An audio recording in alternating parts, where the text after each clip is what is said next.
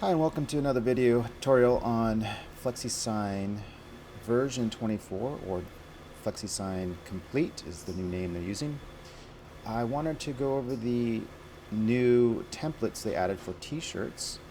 I found it to be somewhat useful, although it does have a few problems which hopefully they'll develop out in further iterations of this software. So let's get started. We are going to be using the template toolbar, which if you don't have it, you can go to File, Templates, there it is, and then Template Toolbar. I like to keep it up here. Now, I recommend closing out Flexi and reopening Flexi because the toolbar will disappear, or any of your settings you've done to your workspace will disappear if this crashes. And the reason I say that is because I've found this template to crash Flexi frequently, and you may see it during this video. Can't promise anything, but I'm going to try to avoid the crash if possible, and hopefully again they'll fix these things further down the road, although with their history they tend to let these things fester. Okay, so I've got some basic artwork here that I'd like to have on a t-shirt. The template is a little interesting. You can do it two ways, and we'll start off with the first method. And as I'm going to select the artwork I want. So if you had any additional artwork over here, you want to make sure you select just what you want on the t-shirt. You're going to go to the Apply Templates, and you're going to choose the t-shirt. You want to make sure that selection only is selected. Otherwise, it will grab anything else out in the pasteboard or artboard area. So go ahead and hit select, and it's going to create a new document and toss in the artwork. Now that looks pretty good. Of course, you probably don't want the same artwork on both sides. So if you do, here you go. If you're only printing one, if you're only illustrating one side, that's cool. Now, there's some issues immediately that you're going to run into, and that is that if you open up Design Editor, which is this button up here, or the letter E, you're going to see layers. Now these layers make a lot of sense until you realize that they don't work. I'm going to go ahead and save this out real quick, and we'll call it test. I've already been working on a test. And now, when you would think that the overlay and the shirt color would be on their own layer, but unfortunately, and here's probably going to crash. There we go. So there you saw it in real time. So there's issues with this template. I'm going to go ahead and relaunch Flexi. Oh, by the way, I used Illustrator for generating these monkeys. I just used the AI, and it does a phenomenal job. So hopefully someday Flexi will add a feature that's similar to that, although it's probably not in the cards, considering Adobe has probably a much larger budget. Okay, so what I'm going to do is go ahead and reopen the t-shirt sample test. And the first thing I'm going to do is go back to Design Editor, and I'm going to go to the layers, and I'm not going to, oh, it's interesting. This is interesting. So this is something I was going to show earlier, is that when you close the document and then save the document and reopen the document, notice that those layers have disappeared.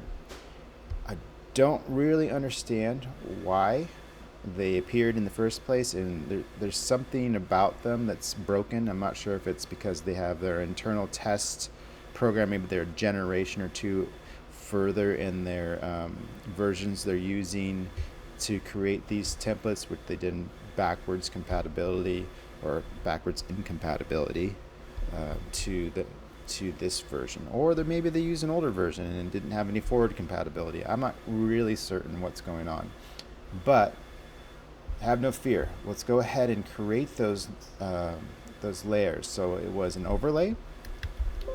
I really wish that they would fix that. When you create a layer, it should automatically go to naming overlay. and I think it was t-shirt color. So create another one, double click on the name, t-shirt color.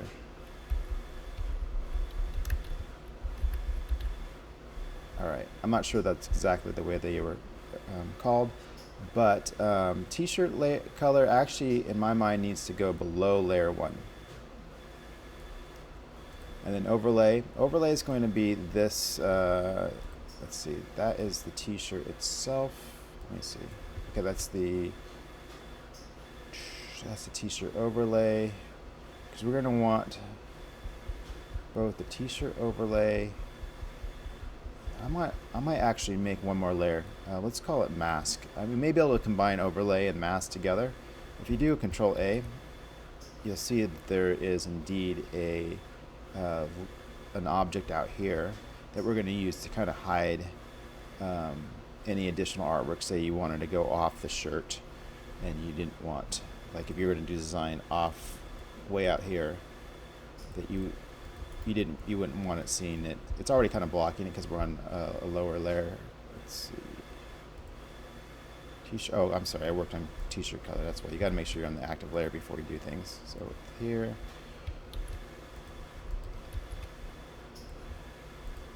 go back to layer 1, and you'll see how it's above. I can send it to the back, which this object thing right here is masking it. So you don't have to make layers. You could just push everything around and arrange.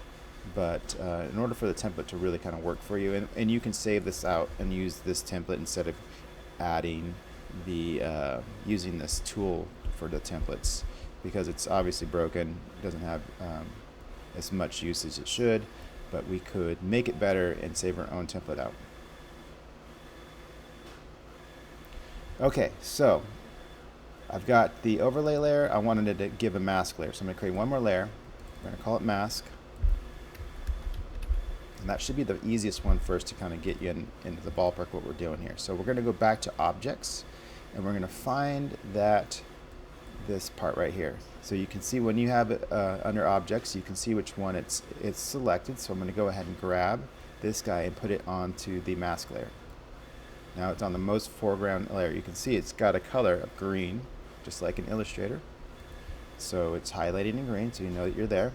Now I want to put the overlay, which is going to be this t-shirt, these two guys. So they're both transparent embedded. So we'll go ahead and grab these. Let's see. Actually, I'm sorry. It's just those two images. Now let's drag them up into overlay. Okay. And now we want to get the t-shirt. So the t-shirt's going to be probably another. Let's see. I got my artwork here, and it's kind of being confusing. Let's see. The t-shirt color. It's just going to be a compound, I think, or. Let me see. Let's go back up to here. We'll turn off mask. We'll turn off overlay. There we go. So I just want to highlight those two objects right there. That's going to be t-shirt color. Okay, there we go. And then we're going to throw those down into t-shirt color. So now everything left in the layer 1 will be just our base artwork. Let me go Control A and make sure. Yeah. So there we have. We've got to be on the active layer. Everything is left in objects. It's just what we created. So now we go back to, we'll turn on the mask, we'll turn on the overlay, and we'll turn on the t-shirt color. And then what we'll do is we'll lock the mask by hitting the non-editable pencil.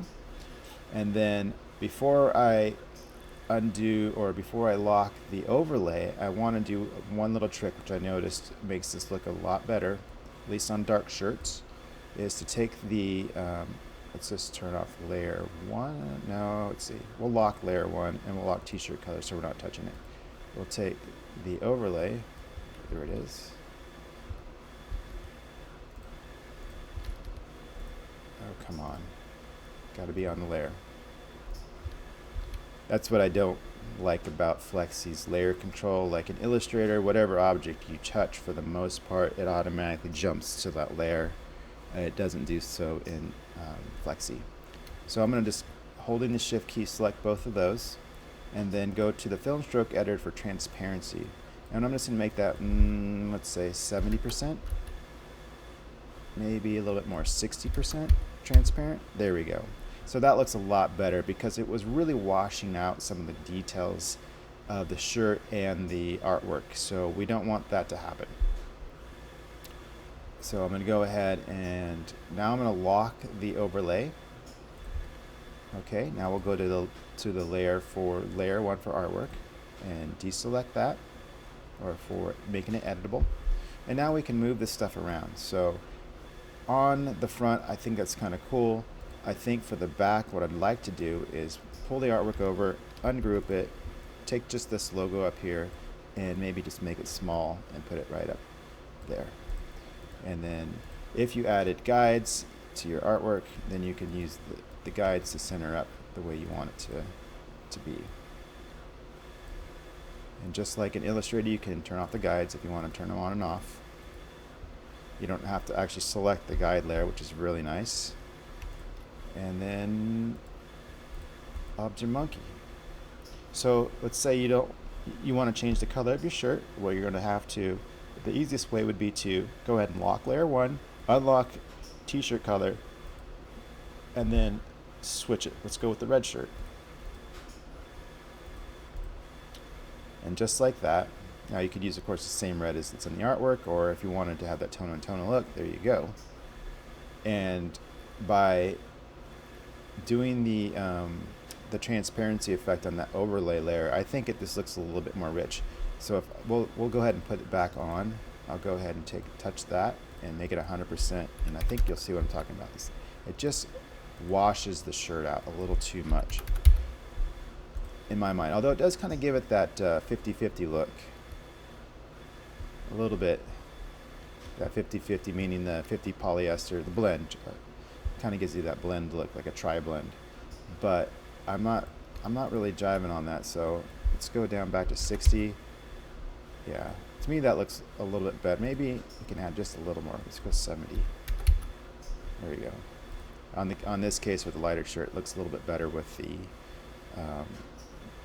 transparency moved up just a hair. So we're going to lock that layer back down. I'm going to go back to t-shirt color, and let's go with a maybe a navy. And this again is where that transparency kind of plays a role. So maybe go to 50 on that one. See, it's looking a little better. If I go back to 100, it just, no, especially on the back, it really gets washed out up in this top left area. So 50 looks pretty good. Anywhere between 50 and 70, I think, is probably ideal.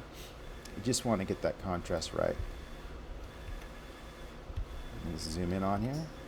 And you can see that it's taking the texture of it. It's kind of a quick and dirty way of doing a mock-up. Yeah, of course, it's not going to follow the contours of the shirt like a new modern mock-up would do, say like on Printify. But it does a good job. So again, just to reiterate, you're going to want to do these layers. It should, out of the package, already be set up to do this, but as you saw, when you just clicked on toggling on and off the visibility, it crashed Flexi, and then upon reopening, the layers were discarded. So my advice would be to go ahead and just save this thing out, save it as your master t-shirt template if you haven't already done it, if you don't already have one. And yeah, it's a good way to mock up a shirt, I think. So if you found this helpful, give me a thumbs up. If not, it's okay. And if you have any questions, comments below. Thanks.